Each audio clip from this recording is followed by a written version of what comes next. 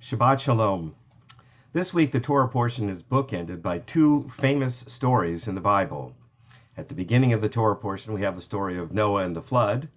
And at the end of the Torah portion, we have, of course, the famous story of the Tower of Babel. These are two incidents where human beings disappointed God.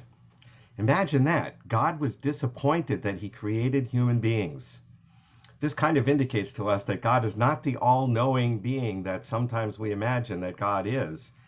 Apparently, God actually did give us free will and didn't realize how bad we could be sometimes, how often we would make bad choices with the free will that he gave us. At the beginning of the story, people must have been doing something really, really horrible. We must have been violent, ruthless, cruel, sadistic, and murderous. Otherwise, why would God want to destroy the whole planet? That's capital punishment. There must have been something worthy of capital punishment, and that must have been really pretty bad.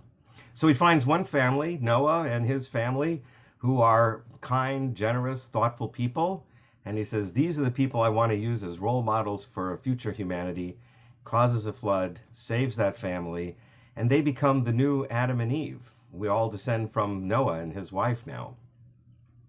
But by the end of the Torah portion, humanity's made another mistake. We're building a big tower to try and storm the heavens, to make a name for ourselves, and somehow that also disappoints God. Our ancestors imagined that in this project of building the tower, we lost sight of the individual worth and value of each human being created in God's image. Somehow we ignored the value of human beings in favor of building the tower and making a name for ourselves. And this too disappointed God.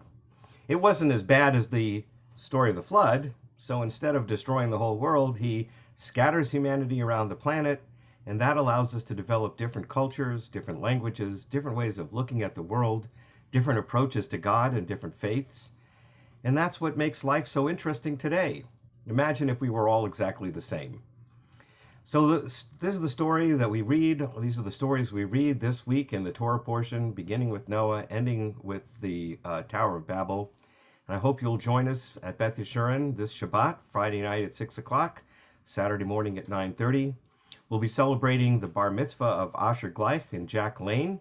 So we hope you'll enjoy celebrating with the families, their bar mitzvah, and join us for Shabbat. And on Sunday, we're continuing the second week of our Jewish Learning Project, our adult learning program at Beth Yeshurun. We have many great classes, including Barry Gelman's class on Midrash, Danny Horowitz's two classes, one on Heschel's The Prophets, and one about the Palestinian-Israeli conflict using materials from the Shalom Hartman Institute in Jerusalem. And Diane Dorf is teaching a class in Hebrew grammar and language for those who want to learn about the prayer book. You can see all of these programs on our website. If you're interested in keeping up with all our adult learning, email me or my assistant Lisa Unzel will put you on the email list so you can hear about future updates. I hope you all have a wonderful Shabbat, and I look forward to seeing you at Beth Yeshurun or online. Take care. Bye-bye.